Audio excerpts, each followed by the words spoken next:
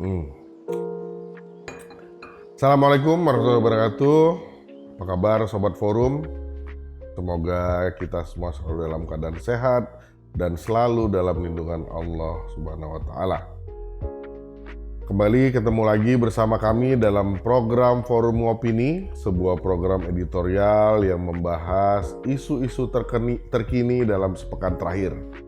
Bagaimana dengan pekan ini?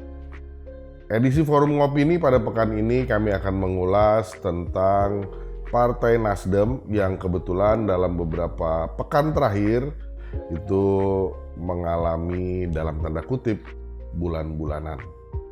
Seperti tiada ampun, Partai Nasdem terus dihantam badai isu yang membuat mereka semakin terlihat buruk di mata masyarakat. Berawal dari Joni Plate yang merupakan seorang sekjen Partai Nasdem ditetapkan sebagai tersangka dugaan kasus korupsi atas penyediaan infrastruktur Base Transceiver Station atau BTS 4G dan infrastruktur pendukung paket 1, 2, 3, 4, dan 5 Bakti Kemenkominfo 2020-2022. Atas penetapannya sebagai tersangka, Joni yang juga merupakan Menkominfo langsung diberhentikan dari jabatannya tersebut oleh Presiden Joko Widodo. Tak tanggung-tanggung, akibat korupsi tersebut negara merugi hingga mencapai 8 triliun rupiah. Memasuki babak baru kasus korupsi yang menjerat Joni Plate Senin lalu, kuasa hukum Joni mengatakan bahwa Joni mengajukan diri sebagai justice kolaborator.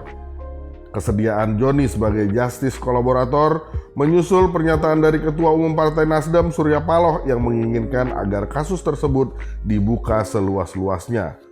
Joni pun bersedia dan akan mengungkap perkara tersebut dengan seterang-terangnya. Joni akan membeberkan siapa saja pihak yang bertanggung jawab dalam dugaan kasus korupsi BTS.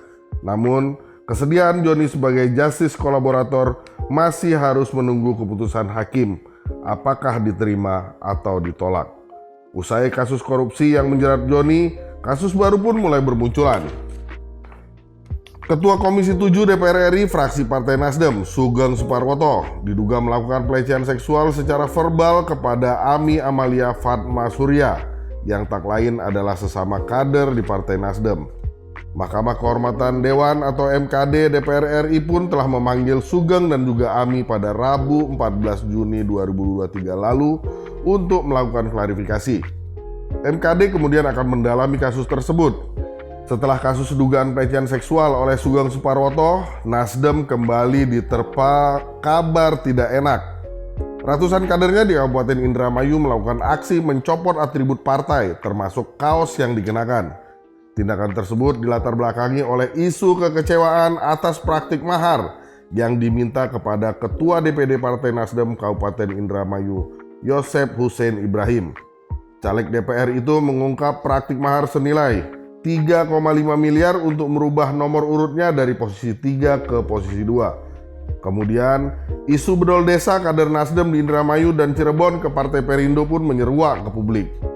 Tidak berhenti sampai di situ saja. Yang terbaru, KPK diketahui tengah menyelidiki kasus dugaan korupsi di Kementerian Pertanian. Penyelidikan tersebut dimulai sejak awal 2023 dan diduga menyeret nama Menteri Pertanian Syahrul Yassin Limpo yang juga merupakan kader Partai Nasdem. KPK pun memanggil Syahrul Yassin Limpo untuk dimintai keterangan dalam proses penyelidikan kasus tersebut pada Jumat 16 Juni 2023 lalu. Namun, Yassin Limpo tidak hadir dalam pemanggilan tersebut karena dirinya terjadwal kegiatan ke India untuk menghadiri acara Agriculture Minister Meeting G20 India. Beredar kabar bahwa KPK akan menetapkan Syahrul Yassin Limpo sebagai tersangka atas kasus dugaan penyalahgunaan SPJ, gratifikasi, dan suap. Dari rentetan peristiwa tersebut, sulit bagi masyarakat untuk tidak overthinking dan menerka-nerka sebenarnya apa yang sedang terjadi di dalam tubuh Nasdem. Siapa yang sebenarnya sedang melakukan perusakan di tubuh Nasdem? Muncul spekulasi bahwa mantan elit Nasdem yang turut andil dalam pengebosan Nasdem tersebut. Namun, ada spekulasi lain bahwa pengembosan Nasdem adalah ulah dari penguasa yang tak ingin dikhianati. Peristiwa besar yang terjadi tersebut diketahui satu persatu menyeruak ke publik setelah Partai Nasdem dengan tegas mengusung Anies Baswedan sebagai capres. Partai yang diketuai Surya Paloh itu kemudian seperti diacak-acak. Para menteri di kabinet pemerintahan Jokowi yang merupakan kader Nasdem tersebut satu persatu dicopot. Kabar reshuffle yang beberapa waktu lalu berhembus kencang sepertinya benar-benar tengah dilakukan saat ini. Sejak Maret lalu, Presiden Jokowi hanya terus-menerus menjawab segera atau tunggu saja jika ditanya tentang reshuffle. Seperti jawaban dari segera dan tunggu saja itu, kuartal 2 tahun 2023 menjadi waktu yang ditentukan untuk mereshuffle kabinetnya. Bisa saja Syahrul Yassin Limpo akan segera bergabung dengan Joni Plate dan menyandang status tersangka dalam kasus korupsi yang berbeda. Kasus-kasus tersebut membuat citra Partai Nasdem semakin memburuk di mata masyarakat. Jika hal ini terjadi, tingkat kepercayaan masyarakat terhadap Partai Nasdem akan terus menurun. Walaupun Partai Nasdem tetap teguh berpendirian untuk terus bertahan di koalisi perubahan dan mengusung Anies Baswedan sebagai capresnya, tetapi masyarakat serta rekanan parpol di koalisi perubahan bisa saja akan mengambil sikap.